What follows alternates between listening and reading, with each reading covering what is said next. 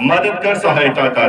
प्रार्थना सुन, कबूल कर। प्रार्थना मसीह यीशु नासरी के नाम से मांगते हैं, आमीन। आप सभी बैठ सकते हैं। प्रभु यीशु मसीह आप सभी को बड़ी बरकत दे, बड़ी आशीष दे। और खास करके हम यहाँ इस सभा में स्वागत करते हैं हमारे प्रिय भाई विनय जी का, जो अमृतसर से आए हैं। और ये बड़ी अच्छे एक वर्शिपर भी हैं। और खुदा ने जब इनसे बात की, हमसे मिलाया, और इन्होंने कहा कि हम भी अब प्रभु यीशु मसीह को अपना जीवन दे चुके हैं। तो इस बात के लिए हम उस महान परमेश्वर का धन्यवाद करते हैं कि अब वो हमारे बीच में है, अपनी पत्नी के साथ, 2 बेटियों के साथ और अपनी माताजी के साथ। तो हम यहाँ पर उनका स्वागत करते हैं। और स्वागत करते हैं जलंधर से हमारी बहन सिस्टर कोमल, वो यहाँ पर आई है। और ये सब क्या है कि हमारे मन में खुदा के वचन के लिए एक प्यास होती है। हालेलुया। और हमारे भाई राम लुबाया जी हैं, पीछे बैठे हैं। और खुदा इनको बड़ी बरकत दे। और ये जब भी मुझसे मिलते थे पास्टर जी, वो जगह मुझे खाली लगती है और मैं चाहता हूँ वहां मैं एक पंखा लगवाऊं। और इन्होंने प्रभु की कृपा से ये पंखा भेंट किया है। तो प्रभु इन्हें बड़ी बरकत दे, बड़ी आशीष दे। और खुदा ने दूर दूर से भाई बहनों को लेकर आया है। और ये सब ये आम साधारण बातें नहीं है, ये खुदा की एक योजना थी कि प्रभु आप लोगों को दूर दूर से इस स्थान पर लेकर आया है। और हमारे भाई मनीष जी हैं, वो भी बैठे हैं। प्रभु इनको भी बड़ी बरकत दे, बड़ी आशीष दे। और भी हमारे बहन आर्मी से सिस्टर सरब जी थे, उनके साथ सिस्टर आए हैं। तो हम इनका भी यहाँ पर स्वागत करते हैं। और उन सभी भाई बहनों का जो दूर दूर से यहाँ इस सभा में खुदा के वचन के लिए आए हैं। और हम विश्वास करते हैं कि प्रभु अपने लोगों को हमेशा अपने वचन के द्वारा बरकत देता है, आशीष देता है। Hallelujah, hallelujah. और हमारे बीच में हमारी एक बहन है जिसका नाम सिस्टर सुनीता है। और ये अपने छोटे छोटे बच्चों को लेकर बड़ी मेहनत के साथ गुरदासपुर से आते हैं। हर संडे आते हैं ये। और खुदा इन्हीं बातों को देखता है कि हम उसके लिए कितनी मेहनत करते हैं। और हम ये नहीं देखते कि बारिश है, तूफान है, धूप है या कैसा मौसम है, हम जा पाएंगे या नहीं जा पाएंगे।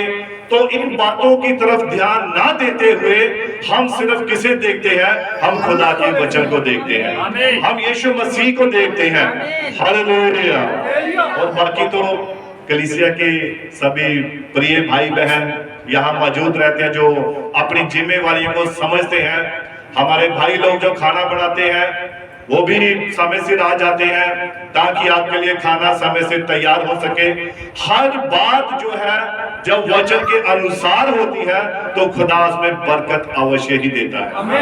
Hallelujah, hallelujah. और पिछले संडे हमने प्रचार शुरू किया था संत मत्ती का जो 13 अध्याय है। इसमें कितने दृष्टांत थे?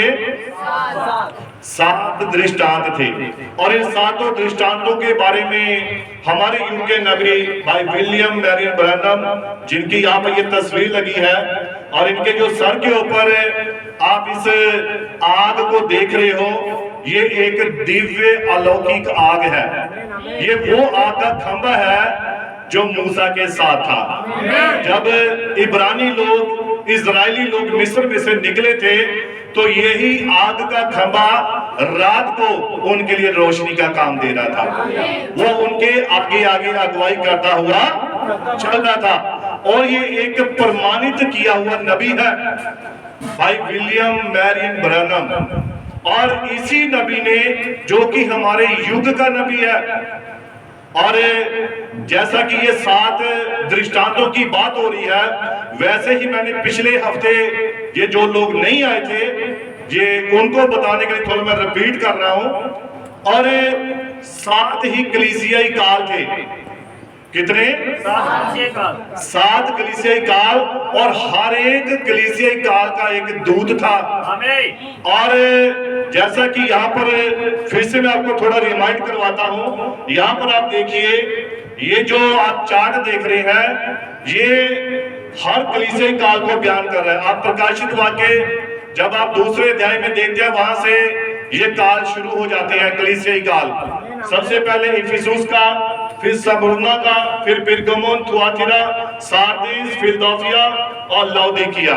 ये 7 कौन से काल हैं? ये 7 कलीसियाएं हैं, और 7 कलीसियाई काल का अपने अपने समय में एक दूत था जो हर कलीसिया काल में आता और अपने समय का संदेश जो था वो सुनाता था, प्रचार करता था।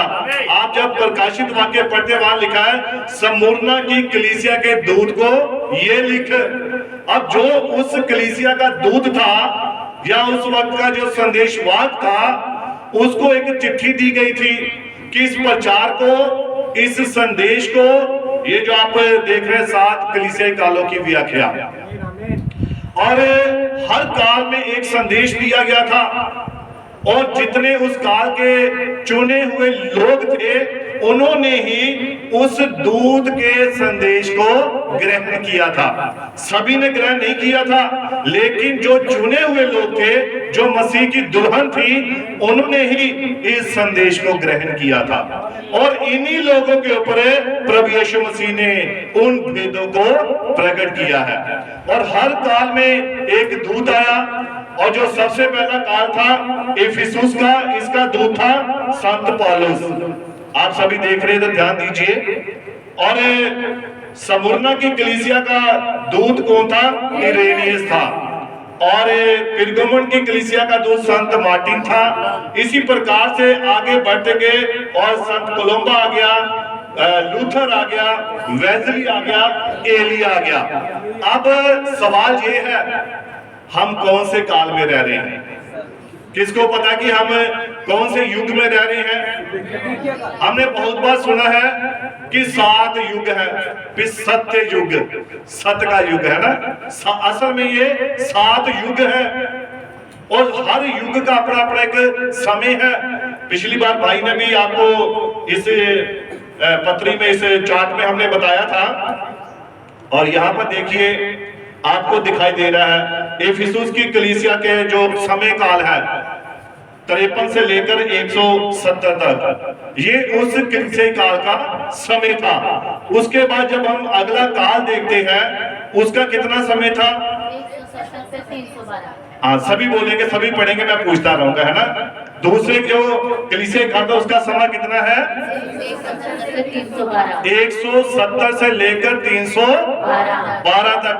अब जो तीसरा कलीसियाई काल था, उसका समय कितना है? 312 से 606। 312 से लेकर 606 तक था। और उसके आगे आप देखते जाइए, हर एक काल का समय है। और करते करते जब हम अपने काल में आ जाते हैं, आज हम कौन से काल में, कौन से युग में रह रहे हैं? हम आखिरी युग में रह रहे हैं, लास्ट काल में हम रह रहे हैं, और जिसका नाम है लौदीकियाई काल। और जानते हैं कि इस काल का मतलब क्या है? हमारे युग के नबी ने बताया है कि ये गड़बड़ वाला काल है, अपनी अपनी मर्जी वाला, अपनी अपनी मर्जी है भाई, जो मर्जी करो, जहां मर्जी जाओ, हफ्ता इधर जाओ, महीना उधर जाओ, 6 महीने इधर जाओ, अपनी अपनी मर्जी है। लेकिन जो चुनी हुई दुल्हन है, वो हमेशा एक जगह पर स्थिर रहती है, क्योंकि भजन संहिता में लिखा है, ऐ यहोवा मेरे कदमों को तेरे वचन के ऊपर स्थिर कर, ताकि कोई भी बदी मुझ पर हुकूमत ना करने पाए। Hallelujah, hallelujah.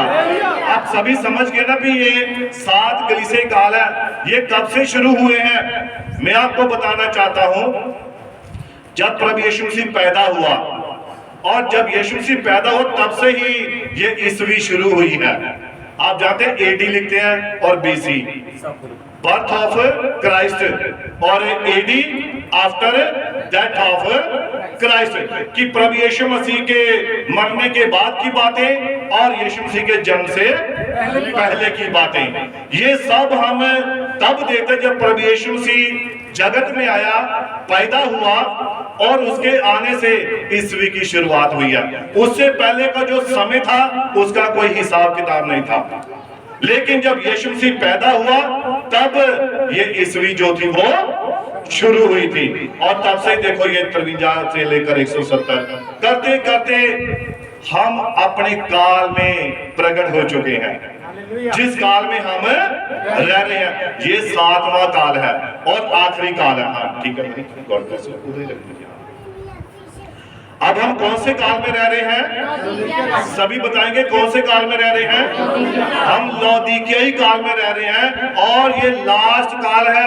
तभी हम जो संदेश है वो कहते हैं एंड टाइम मैसेज, अंत समय का संदेश, आखिरी संदेश। बहुत पहले प्रचार हो चुके, बड़े अच्छे अच्छे मीठे मीठे प्रचार हो चुके, लेकिन जो अंत समय का प्रचार होता है, आप जानते हैं कि जब कोई काम शुरू होता है वो काम बड़े आराम से होता है ना, जल्दबाजी में नहीं होता है। चलो कोई बात नहीं, हौसला रखो, हो जाएगा हो जाएगा, सीख जाएंगे, सब पता लग जाएगा, सभी के मन में ऐसा होता है। लेकिन जैसे जैसे समय बीतता जाता है और जब लास्ट समय रह जाता है फिर क्या होता है?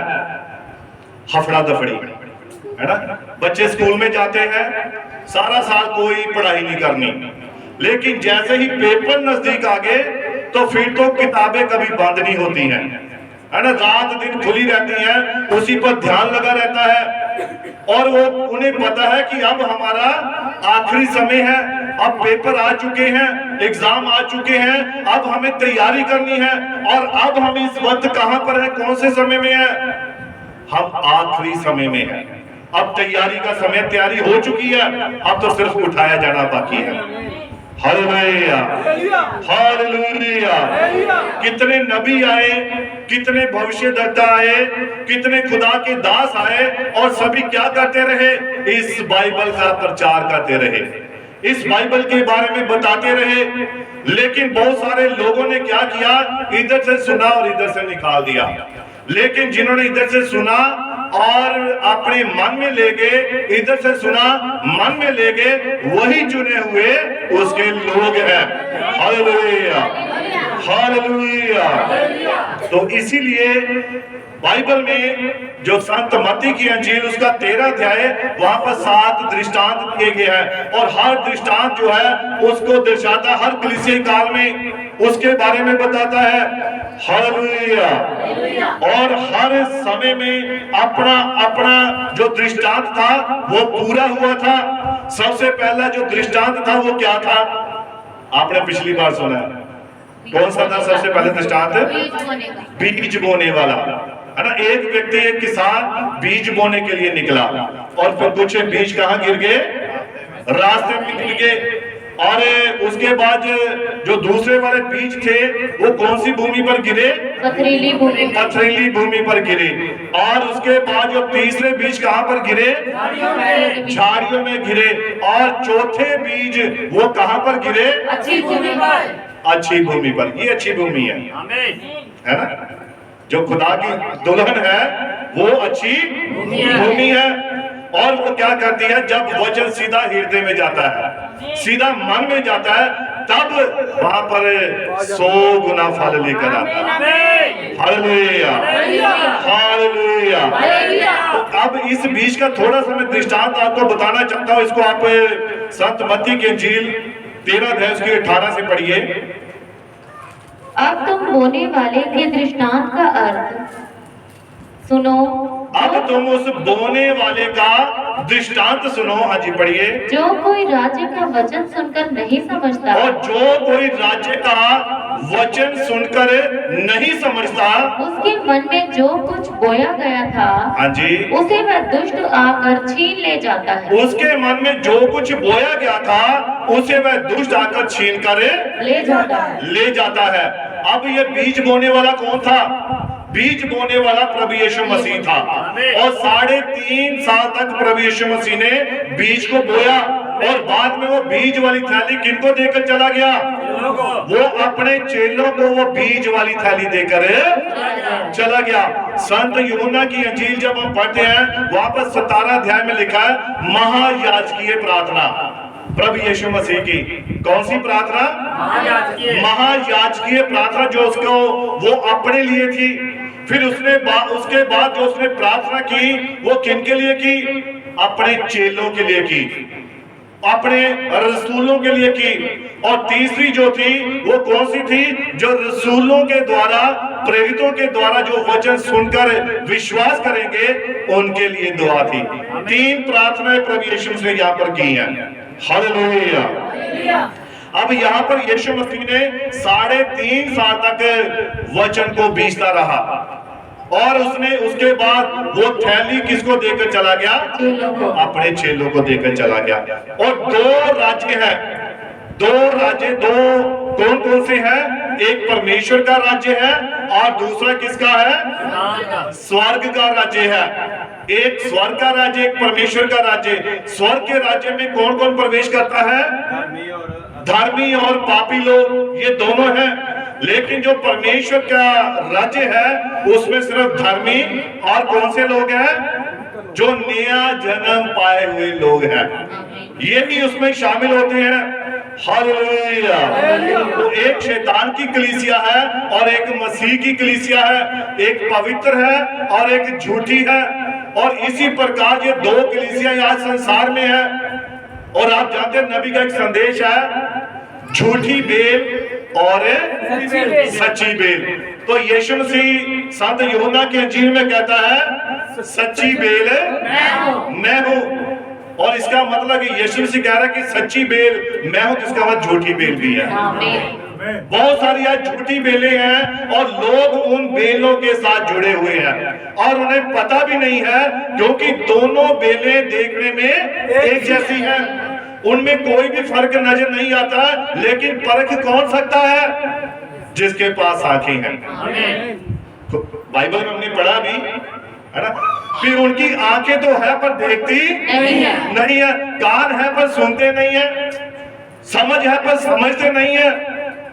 और इसीलिए खुदा ने कहा लेकिन धन्य तुम कि तुम्हारी आंखें देखती हैं, तुम्हारे कान सुनते हैं, क्योंकि जो चुने हुए लोग हैं वो सच्ची बेल के साथ जुड़े हुए हैं, वो यीशु मसीह के साथ जुड़े हुए हैं। तो इसका मतलब झूठी बेल भी है और बहुत सारे लोग। और आप जानते हैं जंगली बेल हमेशा जल्दी फैलती है, वो दिनों में खरपतवार जो होती है दिनों में। अब जो दूसरा दृष्टांत है, पहले तो बीज वाला, यहाँ पर हमने इसके बारे में पढ़ा है कि जो पहले बीज थे जो रास्ते में गिर गए, और जो कोई भी राज्य का वचन सुनकर नहीं समझता वो क्या होता है? उसके मन में जो कुछ बोया जाता है दुष्ट आकर उसे क्या कर लेता है? छीन ले जाता है। और आगे इसको पढ़िए। ये वही है जो मार्ग के किनारे बोया गया। ये कौन से बीज है? मार्ग के किनारे बोया। मार्ग के किनारे जो बोए गए थे, रास्ते में चलते चलते ही, ये वो वाले बीज है। लेकिन इन लोगों ने जल्दी से वचन सुना और क्या हो गया? जैसे ही वचन सुना बड़े खुश हुए, उसी वक्त पक्षी आए और चुप करे ले गए। आगे पढ़ेंगे इसको। और जो पथरीली भूमि पर बोया गया, और जो पथरीली भूमि पर बोया गया, ये वह है जो वचन सुनकर तुरंत आनंद के साथ मान लेता है। जो वचन सुनकर तुरंत आनंद के साथ मान लेता है। आगे पढ़िए। पर अपने में जड़ ना रखने के कारण, परंतु अपने में जड़ ना रखने के कारण थोड़े ही दिन का है। वो थोड़े ही दिन का है। बहुत सारे लोग क्या कहते हैं? वचन दुआ करवाओ चंगे हो जाएंगे, प्रार्थना करवाओ अच्छे हो जाएंगे, वचन सुना बहुत अच्छा वचन, बढ़िया वचन, मैं भी चर्च जाऊंगा, मैं भी चर्च में ये करूंगा, मैं भी गीत गाऊंगा, मैं भी भजन गाऊंगा, मैं भी ये करूंगा। लेकिन जैसे ही उन्हें ये काम थोड़ा लगातार करना पड़े, बारिश आ गई, जड़ ना पकड़ने के कारण घर में बैठ गए। थोड़ी सी तकलीफ आ गई, जड़ ना पकड़ने के कारण घर में बैठ गए। मेहमान आ गए, जड़ ना पकड़ने के कारण क्या हो गया? घर में बैठ गए। ये वो लोग हैं जो वचन को जल्दी मान तो लेते हैं, लेकिन जड़ ना रखने के कारण थोड़े ही दिन के होते हैं। जो छो या प्राणी आ गया हूं की जाना चर्च छुट्टी करो, केड़ा पास्टर ने सजा देनी है ना? कौन सा पास्टर जी हमें सजा देंगे? कोई बात नहीं भाई, इस टाइम खुदा भी गए, गलतियां करते हैं, गुनाह करते हैं, पाप करते हैं, क्या प्रभु उसी वक्त सजा देता है? नहीं देता है। उपदेशक की पोथी में लिखा है कि जो लोग जब गलतियां करते हैं, गलती पर गलती करते जाते हैं, तो खुदा भी उन्हें इतनी जल्दी सजा नहीं देता है। तो फिर उनका मन दलेर हो जाता है। वो समझ लिया मैंने पहली गलती की, किसने मुझे कुछ डांटा, कुछ कहा, फिर वो दूसरी करता है, फिर तीसरी करता है, फिर चौथी करता है, गलती पर गलती। लेकिन एक समय आ जाता है, वो खुदा के न्याय के सिंहासन के सामने खड़ा हो जाता है। आमीन। फिर वहां कोई अपील नहीं, कोई दलील नहीं, कोई कुछ नहीं, सीधा क्या है? आग की झील है, नरक की झील है, जहां पर दांतों का पीसना ही है। Hallelujah, hallelujah. तो अपने में जड़ न रखने के कारण वह थोड़े ही दिन का होता है, और जब वचन के कारण क्लेश या उपद्रव होता है, तब क्या करते हैं? जी पढ़िए। तो तुरंत ठोकर खाते। तो तुरंत क्या करते हैं? ठोकर खाते हैं। जी पढ़िए। जो झाड़ियों में बोया गया। और जो झाड़ियों में बोया गया, ये तीसरे वाले बीज। ध्यान से सुनिए, सभी मेरी बात को ध्यान से सुनना है, सभी का ध्यान मेरी तरफ हो। Hallelujah, hallelujah. नहीं तो एक बार जोर से हालेलुया बोलो। Hallelujah, hallelujah. तैयार है हम सभी? खुदा बरकत कर दे, आशीष दे। हाँ जी पढ़िए। जो झाड़ियों में बोया गया। जो झाड़ियों में बोया गया, ये वह है। और ये वह है जो वचन को सुनता है। जो वचन को सुनता तो है। हाँ जी। पर इस संसार की चिंता और धन का धोखा वचन को दबाता है। पर इस संसार की चिंता और क्या करता है? धन का धोखा। धन का धोखा, और जो वचन को क्या कर देता है? दबा देता है। दबा देता है। अब वचन सुनते तो है, चर्च में बैठे तो होते हैं, वचन सुनते हैं, लेकिन ध्यान का ओहो, बच्चों की पढ़ाई की फीस जमा करवानी है, गाड़ी की किस्त देनी है, ये काम करना है, वो करना है, मेरा रिश्तेदार आ रहा है, ये आ रहा है, वो आ रहा है, ये सब बातें क्या करती है? उन्हें दबा देती है। तो अगर कहीं जब चर्च में आ जाते हैं, पड़ोसी क्या कहेगा, रिश्तेदार क्या कहेगा, भाई बहन क्या कहेंगे? तुम चर्च जाने लग पड़े, अब तुम मसीह बन गए, अब तुम ये हो गए। ये संसार की चिंताएं, ये संसार के जो बोझ हैं, ये उनको क्या कर लेती है? तू चर्च चल गया, बस बन गया, तुम ही होगी, है ना? ऐसा बोलेंगे। तो जो तो कमजोर होगा, जिसकी अभी जड़ जमीन में नहीं गई, ऊपर ही है, वो तो जल्दी पीछे हट जाएगा। हाँ ठीक है, सही कह रहा है भाई, मैनू लोगों ने कहना ये तो क्रिश्चियन बन गया, यह मसीह बनाता है। और वो अपने में जड़ न रखने के कारण थोड़े दिन ही आता है, फिर वापस चला जाता है। लेकिन जो चौथी बीज वाले हैं, जो चौथी जमीन वाले हैं, जब वहां बीज जाता है, तो वो बीज उस जमीन में जाकर क्या करता है? फलवंत होता है। फिर कोई 30 गुना, कोई 60 गुना, कोई 100 गुना फल लेकर आता है। Hallelujah, hallelujah.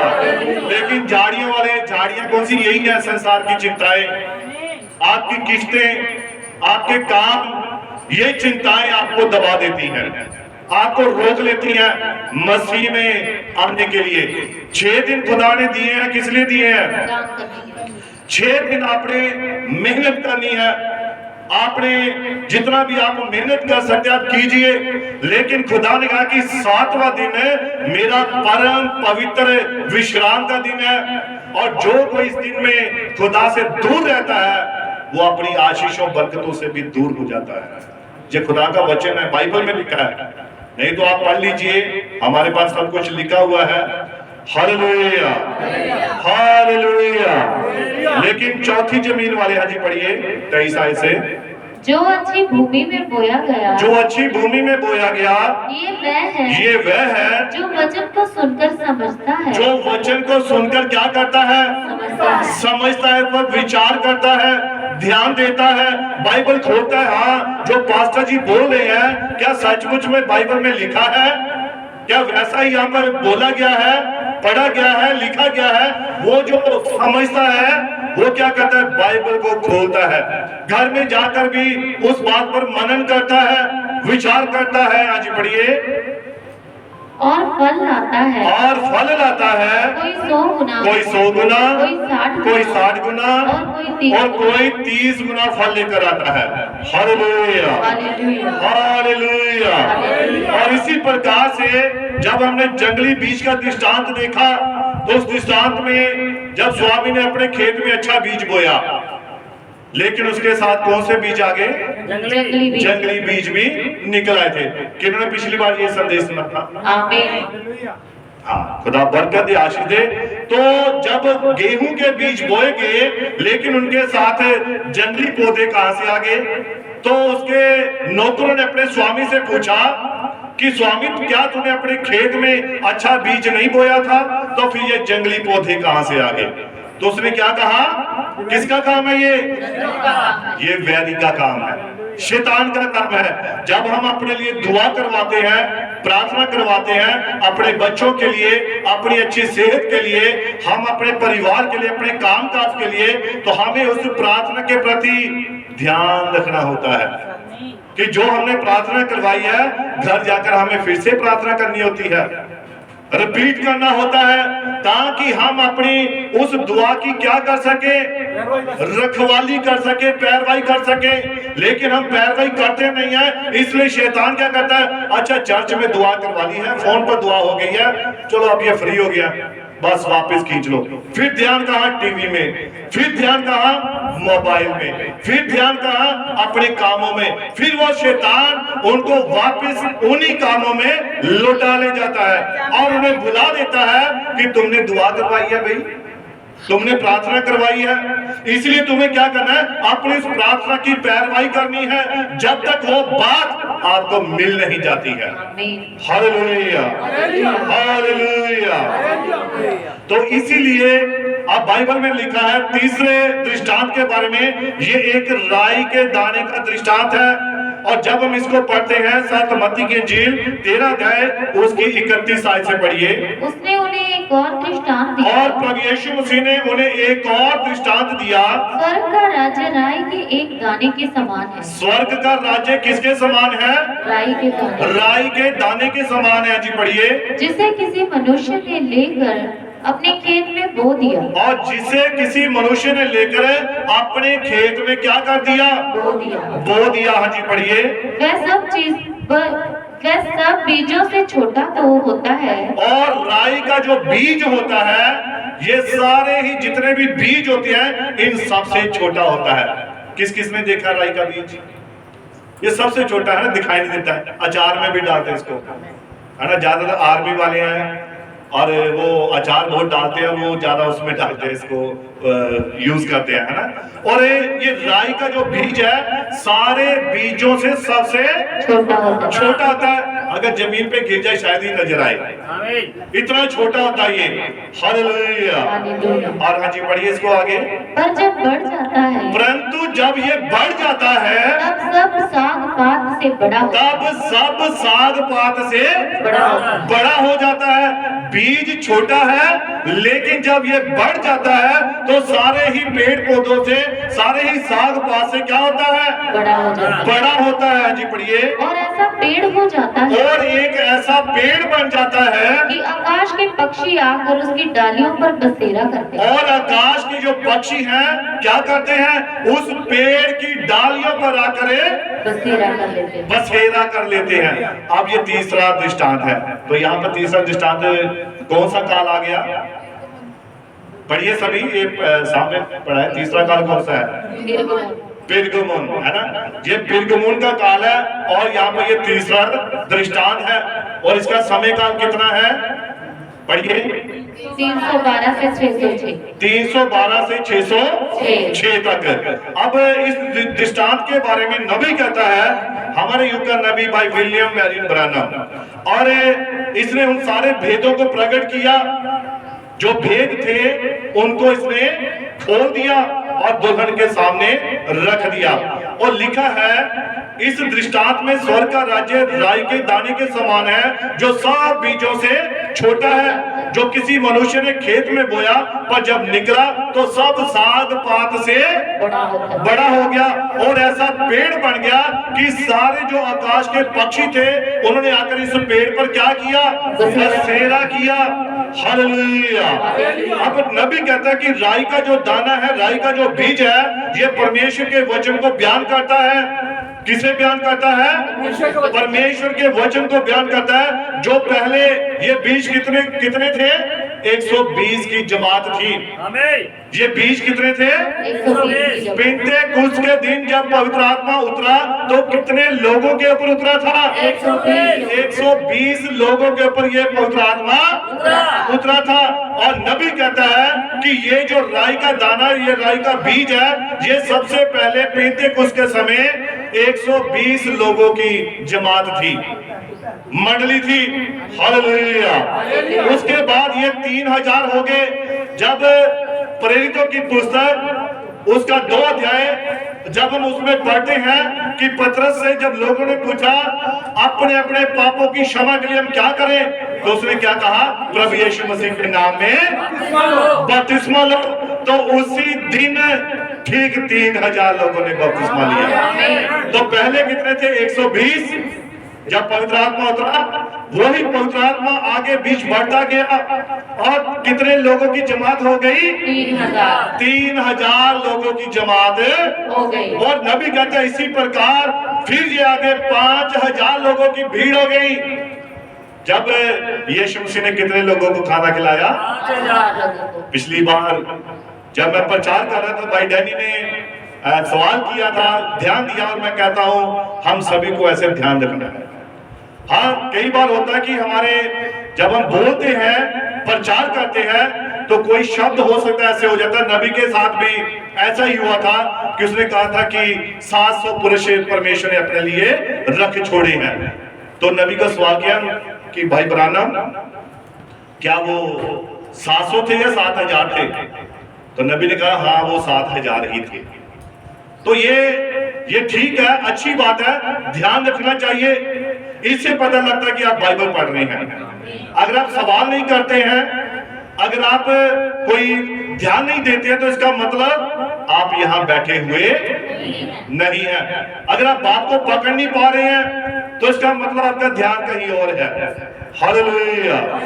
तो इसीलिए ये जमात फिर आगे कितने लोगों की हो गई? 5000 लोगों की हो गई। और आज जगत में, संसार में, सन 2023 में यही जमात लाखों करोड़ों में पहुंच चुकी है। Hallelujah, hallelujah. और नबी कहता है कि जो पहले 120 थे, फिर 3000 हुए, फिर 5000 हुए, और ये पौधा सारे यरूशलेम में, सारे सामरिया में, सारे अंताकिया में, सारे आसिया में, माइनर में, रोम में, दुनिया के बाकी हिस्सों में ये फैल गया। और क्या हुआ? जिसका एक हिस्सा, एक टहनी कहां पर आ गई? इंडिया में आ गई, भारत में आ गई। इसी पेड़ की एक टहनी कहां पर आ गई? भारत में। और वो कौन सी जगह थी? दक्षिणी भारत। और वहां पर प्रभु यीशु मसीह का एक चेला, जिसका नाम क्या था? संत थॉमस, संत थोमा। और वो यीशु मसीह का संदेश, वो बीज लेकर, वो प्रकाशन लेकर कहां आ गया? भारत देश में आ गया। कब आया? आज से 2023 साल पहले। अमेरिका के बनने से पहले की बात है ये। जब ईस्वी शुरू हुई, ये तब की बात है। भारत में ये संदेश अभी नहीं आया है, या अंग्रेज लेकर नहीं आए हैं, या ये जो कहते हैं हाँ ये ब्रिटिश आए थे, वो इस क्रिश्चियन धर्म को लेकर आए। और मैं बताना चाहता हूं कि प्रभु यीशु मसीह का जो चेला था, जिसका नाम संत थोमा था, वो सन 2023 से पहले उसी वक्त वो भारत में आया था। और वहां पर आकर उसने प्रभु यीशु मसीह के वचन को प्रचार किया था। और वो प्रचार आज करते करते आज सारी दुनिया में फैल चुका है। Hallelujah, hallelujah. और नबी कहते हैं कि ये आकाश के पक्षी कौन है, जिन्होंने आकर इस पेड़ के ऊपर क्या कर लिया? बसेरा कर लिया, घोंसले बना लिए। हम इस पेड़ पर जा रहे हैं, बहुत बड़ा पेड़ है भाई। अब इसकी शाखाएं तो दुनिया भर में फैल चुकी है। वो क्या था? वो नबी का संदेश, वो बाइबल, वो खुदा का कलाम सारे जगत में, सारी दुनिया में फैल चुका था। और इस पेड़ के ऊपर आकर क्या हुआ, उन पक्षियों ने आकर बसेरा कर लिया। अब नबी कहता है ये पक्षी कौन है, और कुछ प्रचारक कहते हैं ये पापी लोग हैं जिन्होंने आकर इसके ऊपर बसेरा कर लिया। हालेलुया। लेकिन जो तौबा के लिए आ रहे हैं, पर नहीं, नबी कहता ये व्याख्या गलत है, ये पापी लोग नहीं है। ये कौन है भाइयों, ये शैतान के वो पक्षी हैं जिन्होंने रास्ते वाले बीज का नाश किया था और अब कलीसिया रूपी पेड़ का नाश कर रहे हैं और उसमें आ बैठे हैं। हालेलुया। और जानते हैं ये क्या है, ये डिनोमिनेशन है, ये संस्थाएं हैं जिन्होंने अपनी अपनी विचारधारा को मसीह की विचारधारा के साथ मिलाना शुरू कर दिया है और शुद्ध वचन को अशुद्ध कर दिया है। हालेलुया। लेकिन नबी कहता है कि ये पक्षी शैतान रूपी कलीसिया है और किसी परिवार का मेंबर बनने के लिए आपको उस परिवार में क्या करना होता है, जन्म लेना पड़ता है। अगर आप चाहते हैं कि मैं उदाहरण के तौर पे कह रहा हूं कि मुझे गिल फैमिली का हिस्सा बनना है, तो आप मेरा टाइटल लेकर आप गिल नहीं बन सकते हैं। इसके लिए आपको गिल फैमिली में ही जन्म लेना पड़ेगा। इसी प्रकार बहुत सारे लोग कहते हैं मैं मसीह हूं भाई, मैं मसीह को मानता हूं। आप टाइटल लेकर मसीह नहीं बन सकते हैं। आपको अगर मसीह में आना है, वो टाइटल लेना है, तो आपको प्रभु यीशु मसीह के नाम में बपतिस्मा लेना है और नया जन्म पाना है। और जब आपका नया जन्म हो जाता है तब आप मसीह कहलाते हैं। Hallelujah, hallelujah. और नबी कहता है ये पक्षी शैतान रूपी कलीसिया है। किसी परिवार का मेंबर बनने के लिए आपको उसका वारिस होने के लिए उस परिवार में जन्म लेना होता है, तब आप उन वरदानों के, उन फलों के, उन गिफ्टों के वारिस बन सकते हैं। हालेलुया। आपको ऐसे ही ये सब कुछ नहीं मिल जाएगा कि मिल जाता है। जो प्रॉपर्टी होती है, संपत्ति होती है, किसे मिलती है? जो वारिस होता है, जिसका नाम उस पोथी में लिखा होता है, वो ही आगे अधिकारी बनता है। अगर आपका नाम जीवन की पुस्तक में लिखा हुआ नहीं है तो आप कभी वारिस नहीं बन सकते। तो एक ही तरीका है, अगर आप वारिस बनना चाहते हैं, आप स्वर्ग के अधिकारी बनना चाहते हैं, आप स्वर्ग रैप्चर में जाना चाहते हैं, तो नबी कहता है एक ही तरीका है और वो तरीका है प्रेरितों के काम 2 उसका 38। प्रभु यीशु मसीह के नाम में बपतिस्मा लेना, नया जन्म पाना, आत्मा पाना। और वो आत्मा क्या करता है, जैसे कि ग्रंथियों की पुस्तक में लिखा है, अब जो कोई मसीह में है वो नई सृष्टि है। पुरानी सब बातें जाती रही है, बीत गई हैं, जाती रही हैं। हालेलुया। तो इसीलिए पेटों की पुस्तक 2:37 में लिखा है कि प्रभु यीशु मसीह के नाम में बपतिस्मा लेना पड़ता है। एक ही तरीका है जिसके ऊपर भरोसा करके आप उसका अंग बन सकते हैं। हालेलुया। और जो ऐसा नहीं करता है, मानो वह उन पक्षियों के समान है जो उस पेड़ पर आ बैठे हैं। अब जिन्होंने ऐसा नहीं किया है तो वो कैसे है, किनके समान है? जो उस पेड़ पर आ बैठे हैं। अच्छा, बहुत बड़ा पेड़ है, चलो हम भी शामिल हो जाते हैं।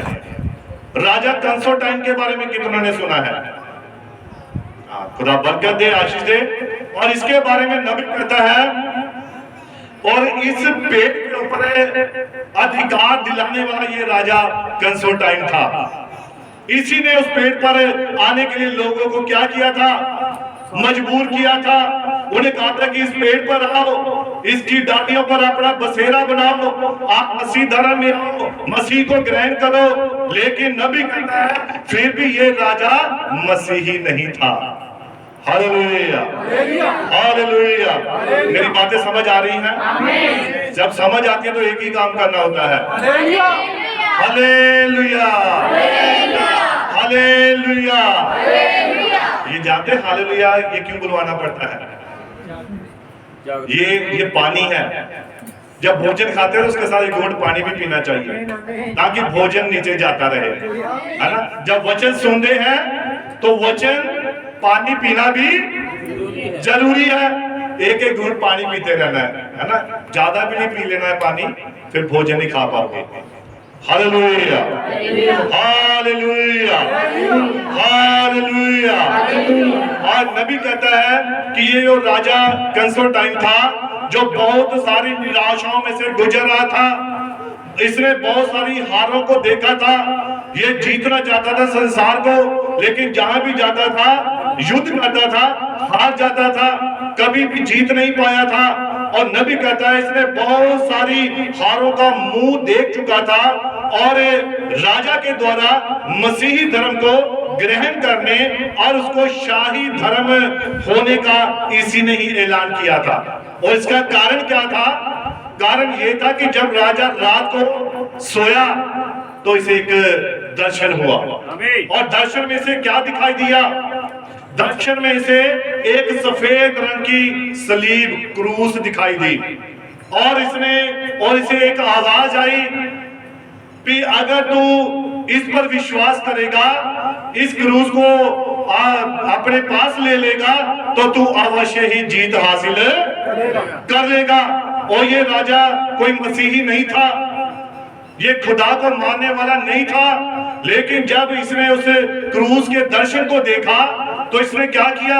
अपनी ढालों के ऊपर इसने क्रूस के निशान बनवा दिए, सफेद रंग की क्रूस बना दी। इसने अपने हथियारों पर सफेद रंग की क्रूस बना दी, अपनी ड्रेसेस के ऊपर इसने सफेद रंग की क्रूस बना दी। और जब ये युद्ध करने के लिए गया तो वहां क्या हो गया? ये जीत गया था। और जब ये जीत गया तो इसने कहा, अरे ये मसीहियों का खुदा तो जिंदा खुदा है भाई, ये तो जीत भी दिलवा सकता है, ये सब कुछ कर सकता है।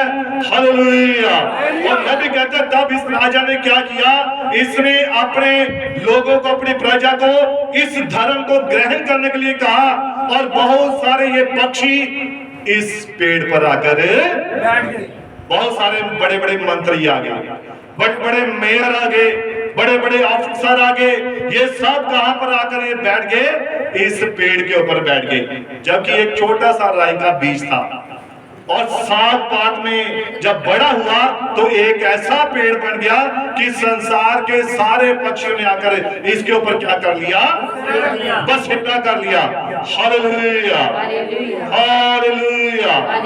और नबी कहता है कि रोम जो था ये काफी लंबे समय से हारों का मुंह देख रहा था, और बताया जाता है कि कंस्टेंटाइन राजा ने ग्रीक की तरफ अपनी जब सेना लेकर जाता तब रास्ते में से ये दर्शन हुआ था, और इसने क्रूस को देखा। और आप जानते हैं क्रूस किसे बयान करती है? क्रूस इसे बयान करती है। ये किसका निशान है? विक्ट्री, जीत। क्योंकि यीशु मसीह ने मौत के ऊपर फतेह पाई थी। क्रूस जीत को बयान करती है। Hallelujah, hallelujah. अब राजा ने यहाँ पर एक विचार किया, और इसने क्या किया? इसने मसीहियों का खुदा उसको कह रहा है कि अगर तू मसीही हो जाए तो तू सफल हो जाएगा। ये उसका विचार था कि ये क्रूस मुझे क्या कह रही है? आवाज आ रही है, अगर तू मसीह बन जाएगा तो तू अवश्य ही सफल हो जाएगा, जीत जाएगा। और नबी कहता है कि जीत प्राप्त करने के बाद इस राजा ने आज्ञा निकाली कि उसकी बादशाही के सारे लोग मसीही हो जाएं, और बादशाह कभी मसीही लोगों को नहीं सताएगा। हालेलुया। और बादशाह की नजर में आदर पाने के लिए बाइबल कहती है, नबी कहता है कि रोम के बड़े बड़े पक्षी, ये बड़े बड़े पक्षी कौन? बड़े बड़े ऑफिसर, बड़े बड़े मंत्री। देखो राजा को खुश करने के लिए होता है ना कि वो सब आते हैं, हाँ ठीक है हम ऐसा काम करेंगे ताकि राजा खुश हो जाए। तो उसको खुश करने के लिए ये बड़े बड़े लोग जो थे ये सब इसमें शामिल हो गए। बड़ी बड़ी डिनोमिनेशन आ गई, बड़ी बड़ी संस्थाएं बन गई, और इन्होंने आकर इस पेड़ के ऊपर क्या किया? बसेरा किया। अब देखिए एक थोड़ी सी मैं उदाहरण बताना चाहता हूं। नबी एक बार अपने दोस्त के बगीचे में गया, और वहां पर उसने एक पेड़ देखा। ये बड़ी ध्यान से सुनने वाली बात है, समझने वाली बात है। और जब वो उस बगीचे में गया तो वहां पर उसने एक ऐसा पेड़ देखा जिसके ऊपर नींबू लगे थे, संतरे लगे थे, मौसमी लगी थी, अंगूर लगे थे, यानी कि जितने भी खट्टे प्रकार के फल होते हैं वो सब एक ही पेड़ पर लगे हुए थे। तो नबी ने कहा ये कैसे हो सकता है भाई, एक पेड़ पर पेड़ एक है और इसके ऊपर फल जो है वो अलग अलग है। तो जब नबी ने अपने उस दोस्त से पूछा, मित्र से पूछा कि ये कैसे हुआ, तो उसने कहा इस पेड़ के ऊपर कलमें लगाई गई है। क्या की गई है? आप जानते हैं ना, कलम लगाना, पेड़ के ऊपर अगर ब्रीड करते हैं उसको हाइब्रिड करना है, कैसे करना है, तो उसको पेड़ के ऊपर पेड़ लगा देते हैं ना, उसको काट कर जैसा कुछ करते हैं, कलम लगाना। तो नबी को उसने बताया कि ये पेड़ क्या किए गए, ये सभी पेड़ इस नींबू के पेड़ के ऊपर है, या किसी का भी वो एक पेड़ असली, उसके ऊपर ये पेड़ साटे गए हैं कलमे। अब जो नींबू की अगर कलम निकली है तो उसमें से क्या निकलेंगे? नींबू निकलेंगे। अगर संतरे की कलम लगाई तो उसमें क्या निकलेंगे? लेकिन अगर उसमें अंगूर की बेल लगाई तो उसमें से क्या निकलेंगे? अंगूर ही निकलेंगे। ऐसा ही होगा ना। लेकिन अगर वहां नीचे से असली नींबू का जो पेड़ था, अगर उसकी जड़ में से अगर पौधा निकलेगा, एक डाली निकलेगी, तो उसमें क्या निकलेंगे? नींबू ही निकलेंगे। और देखिए, आप ध्यान से सुनिए, समझिए, नींबू का पेड़ एक है लेकिन उसके ऊपर ये डालियां साटी गई हैं। क्या की गई हैं? डालियां साटी गई हैं, कलम की गई हैं, और ये सभी उसी नींबू के पेड़ में से ही रस को प्राप्त कर रही हैं। क्या कर रही हैं? नींबू के पेड़ में से ही रस को, जीवन को प्राप्त कर रही हैं, लेकिन फल अपने अपने दे रही हैं। जीवन तो नींबू के पेड़ से ले रही है, लेकिन फल अपने अपने प्रकट कर रही हैं। इसी प्रकार से ये जो डिनोमिनेशन है, ये जो संस्थाएं हैं, ये क्या कर रही है? ये सब इसी बाइबल को पढ़ रही हैं, सब इसी बाइबल को पढ़ रही है, मान रही है, लेकिन अपने कामों को प्रकट कर रही है। जो इनके काम है उन्हें ही प्रकट कर रही है। लेकिन अगर जिस दिन जिसके ऊपर ये बात प्रकट है हमारे युग के नबी के द्वारा, वो ही इन बातों को समझता है, उसी के अंदर ये असली बीज प्रकट होता है, वही बहुत सारा फल लेकर आता है, और उसी में से पवित्र आत्मा के फल नजर आते हैं, पवित्र आत्मा के गुण नजर आते हैं। हालेलुया। तो आपने देखा कि ये पेड़ जब बड़ा हो गया तो राजा ने क्या किया, इसके ऊपर बहुत सारे बड़े बड़े लोगों ने आकर डेरा जमा लिया। और जीवन तो कहां से ले रहे हैं? बाइबल से, है ना। आप देखिए बपतिस्मे कितने प्रकार के हैं, बहुत प्रकार के हैं, है ना। जितनी संस्थाएं हैं, जितनी मिशनें हैं, हर एक मिशन का, हर एक संस्था का अपना अपना बपतिस्मा है, लेकिन बाइबल का एक ही बपतिस्मा है, खुदा का एक ही बपतिस्मा है, वो है रसूलों के कर्ता प्रेरितों के काम 2 उसका 38 में लिखा हुआ है कि प्रभु यीशु मसीह के नाम में बपतिस्मा लो तो तुम पवित्र आत्मा का दान पाओगे। ये वो बपतिस्मा है, और इसी के बारे में लिखा है, एक ही विश्वास है, एक ही निष्ठा है, एक ही परमेश्वर है, और एक ही बपतिस्मा है। Hallelujah, hallelujah. तो इसीलिए बाइबल कहती है, खुदा का कलाम कहता है, नबी ने कहा कि इस राजा ने बहुत सारे लोगों को इस धर्म में आने के लिए क्या किया? प्रेरित किया, लेकिन ये खुद मसीह नहीं बन पाया। Hallelujah, hallelujah. ये कौन से दृष्टांत की मैंने बात बताई आपको? राई के दाने। कौन से? सभी बताएंगे कौन से दृष्टांत बताए मैंने?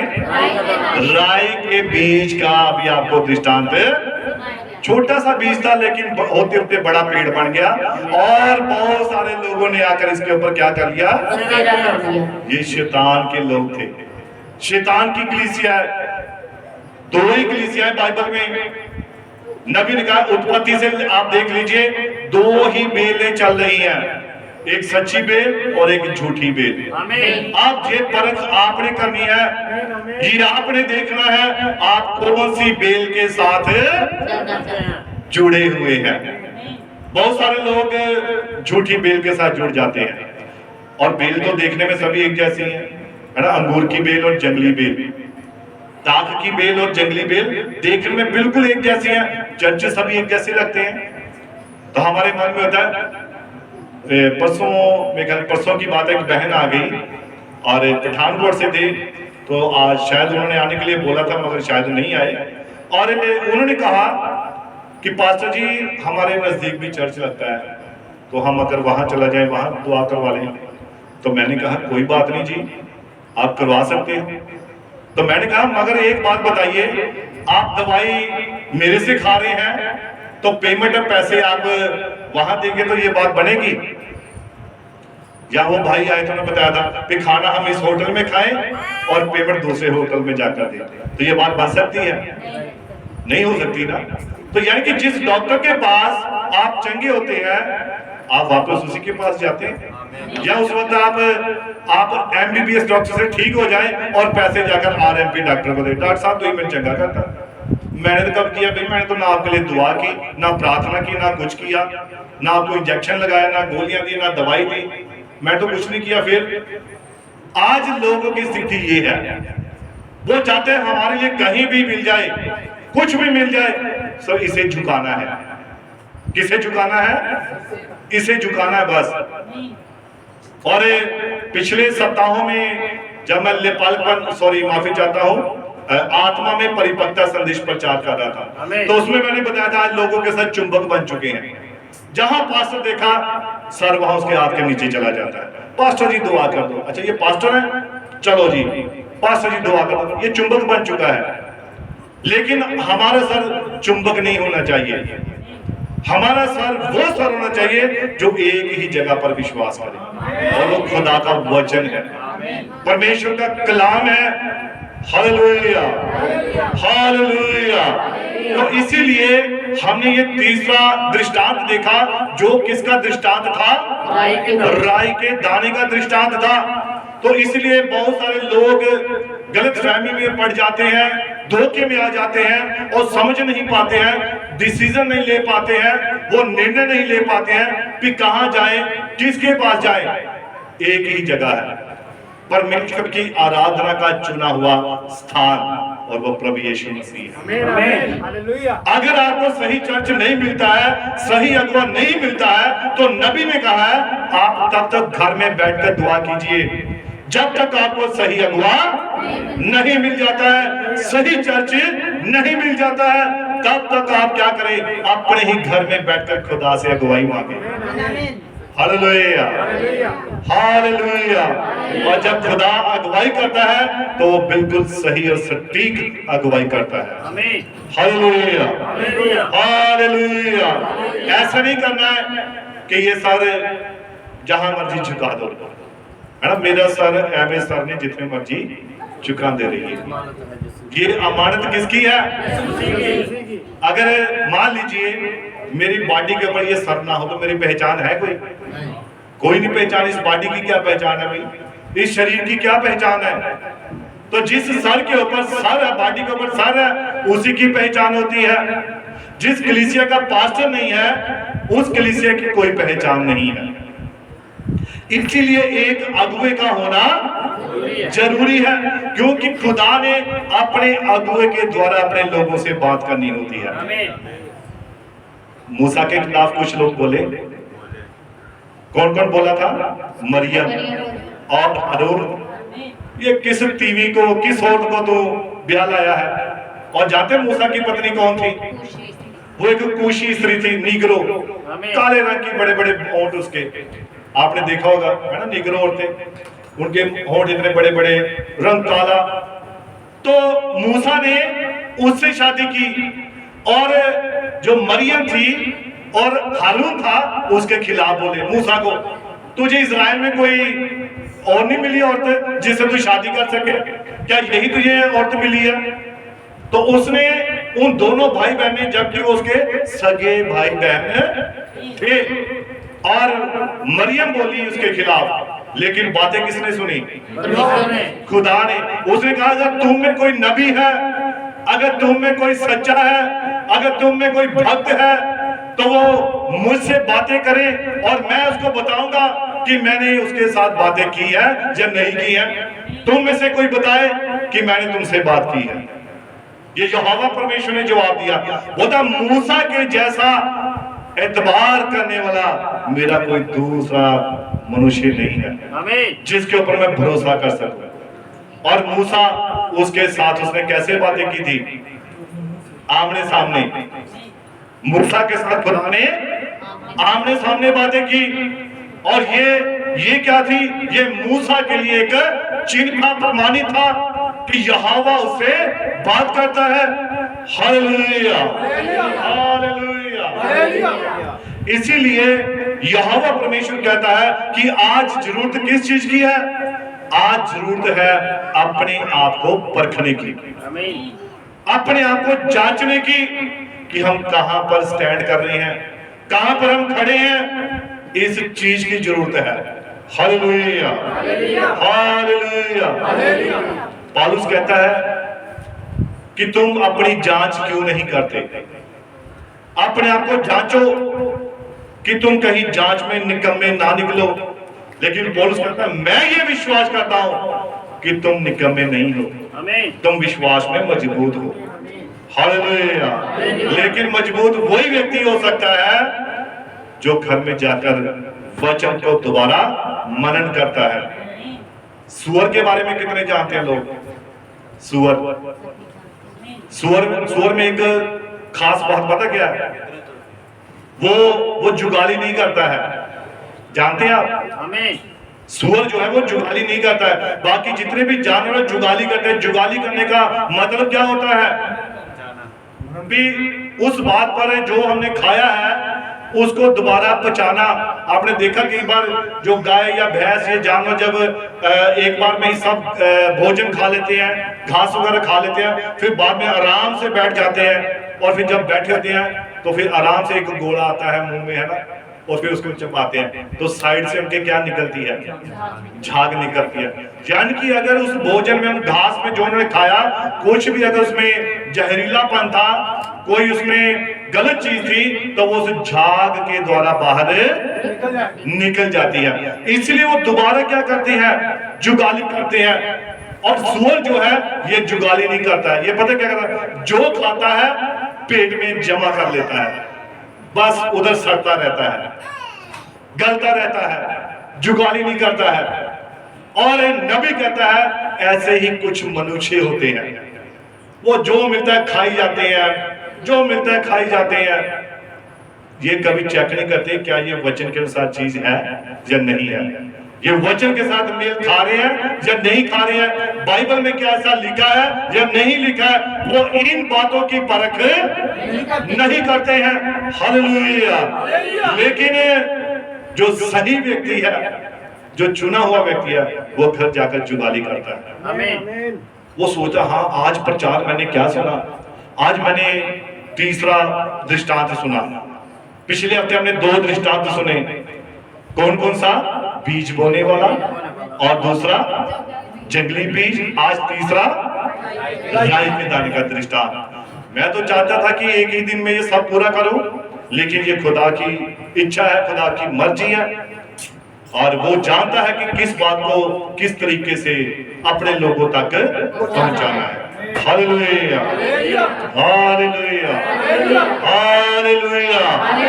तो इसीलिए हमने क्या करना है? अपने आप को हमेशा तैयार रखना है, जागते रखना है। ये अंत समय है, बहुत जल्द रैप्चर होने वाला है। हम लास्ट युग में रह रहे हैं, लौदीके काल में, और इसके बाद सिर्फ रैप्चर है। आप जानते हैं जब जहाज हवा में लैंड करता है तो पहले तो जमीन तक दौड़ता है कितनी देर, फिर जब लास्ट आगे कुछ नहीं होता है, फिर आगे जाकर उसको ऊपर उठना होता है। ये वही समय है। अब ये जो रैप्चर वाला समय है, ये वही जहाज है, तैयार हो चुका है, रनवे पे दौड़ रहा है। लास्ट समय है, जो जो तो बैठ जाएगा, जो जो वचन को ग्रहण कर लेगा, जो जो इस संदेश को ग्रहण करेगा, प्रभु यीशु मसीह के नाम में बपतिस्मा लेगा, तब उसके पाप क्षमा होंगे। और कोई भी तरीका नहीं है पाप क्षमा करने का। आप कहीं भी चले जाएं, बाइबल कहती है, हमारे युग के नबी ने कहा है, किसी मनुष्य के पास कोई अधिकार नहीं है किसी के पाप क्षमा करने का।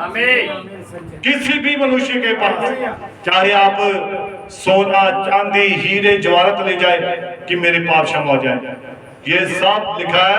पहाड़ों में चमगादड़ों की जहां गुफाएं हैं, ये सोना वहां फेंकना पड़ेगा। उस वक्त ऐसी स्थिति होगी, ऐसे हालातों में। हालेलुया। तो इसीलिए अंत समय है, हमें वचन पर अच्छी तरह से विचार करना है, सोचना है। बहुत जल्द समय नजदीक है, उठाया जाना बिल्कुल नजदीक है। अब देर करने की जरूरत नहीं है। पहले हम भी सोचते थे कोई बात नहीं, अभी समय है, बचा लेंगे, उनको प्रचार सुनाएंगे। अब समय कौन सा है? जो व्यक्ति सामने आया, बता दो सच्चाई। जीवन किसमें है? प्रभु यीशु मसीह के नाम में। आमीन। हालेलुया। यहूदा की पत्री 1 उसकी 22 आयत में लिखा है, थोड़ा इसको पढ़िए। यहूदा की पत्री नया नियम में है और लास्ट आयत में है, लास्ट में प्रकाशित वाक्य से पहले हो जाइए।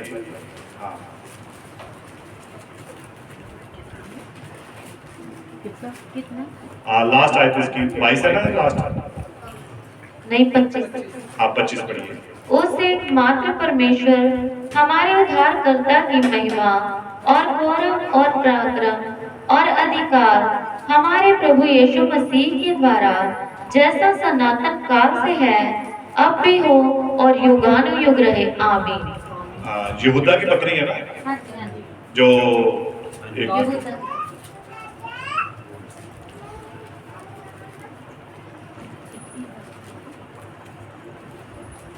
हाँ 22 से पढ़िए आप इसको। उन पर जो शंका में है, उन पर जो शंका में है, दया करो, दया करो, और बहुतों को आग में से झपट कर निकालो, और बहुतों को आग में से झपट कर निकालो। ये कौन सा समय है?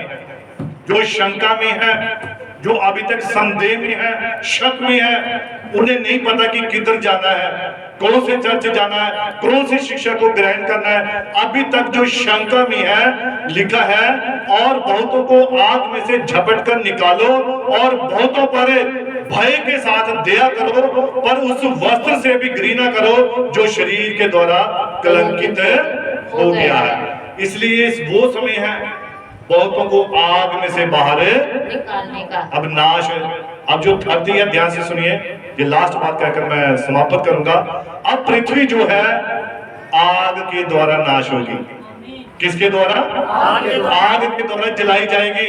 अब ये पानी के द्वारा नाश नहीं होगी, ये सिर्फ और सिर्फ अब आग के द्वारा नाश होगी। इस आग से बचने का एक ही तरीका है, आप जानते हैं वो क्या है? आकाश से भी आग बरसेगी, जमीन के नीचे, पृथ्वी के नीचे क्या है? ज्वालामुखी है ना, लावा है। आकाश से भी लिखा है बाइबल में आग बरसेगी। तो अगर ऊपर से भी आग आएगी, पृथ्वी के नीचे से आग आएगी, घरों में 10-10 सिलेंडर पड़े हुए हैं, गाड़ियां हैं, मोटरसाइकिल है, इलेक्ट्रिसिटी है, ये सब क्या? ये सब मौत के हथियार हैं। क्या है ये मौत के हथियार है। तो जब ये सब चीजें ऐसे नष्ट होने वाली है, इनको आग लगने वाली है, तो आप कैसे बच सकते हैं? कहां छिप सकते हैं? अगर आप सोचे मैं बहुत गहरी गुफा निकालूं, जमीन में खड्डा निकाल, वहां छिप जाऊंगा, तो वहां नीचे तो पहले से लावा है। अगर आप सोचे आसमानों में जाऊं, तो आसमान से तो पहले ही आग आएगी। अगर आप सोचे किसी घर में घुस जाऊं, तो वहां पर भी सिलेंडर पड़े हैं, दम घुट जाएगा, गर्मी है, तपिश है, सूरज की गर्मी कितनी तेज होगी है। तो अब आप सोच लीजिए कि जब ऐसे नाश होने वाली है, इस आग से एक ही आग बचा सकती है। वो जानते कौन सी आग है? वो पवित्र आत्मा की आग है। ये आग जब पिंतेकुस्त के दिन उतरी थी, वहां लिखा जब पिंतेकुस्त का दिन आया तो 120 जनों के ऊपर पवित्र आत्मा आग की जीभों के समान उतर आया। तो इस आग ने क्या उन्हें जला दिया? बचाया था, बच गए थे। आज ये पवित्र आत्मा की आग का बपतिस्मा लेने की जरूरत है, और जो जो पवित्र आत्मा की आग का बपतिस्मा पाया हुआ है, वो ही इस आग से बच सकता है। तो इसलिए अब ध्यान इन बातों की तरफ देना है। तो कितने तैयार हैं कि प्रभु यीशु मसीह को अपना जीवन देने के लिए? आप सभी ने जिन्होंने प्रभु यीशु मसीह के नाम में अभी तक बपतिस्मा नहीं लिया है, वो प्रभु यीशु मसीह के नाम में बपतिस्मा ले, और ताकि आपको पवित्र आत्मा की आग का बपतिस्मा मिल सके। तो प्रभु इस वचन के द्वारा आप सभी को बड़ी बरकत दे, बड़ी आशीष दे, और मेरी ओर से आप सभी को जय मसीह की। God bless you.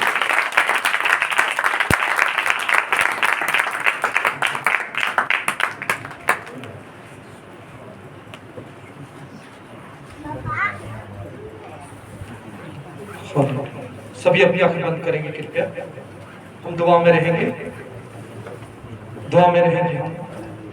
कृपा करके अपनी आंखों को बंद करेंगे। तारीफ करते हैं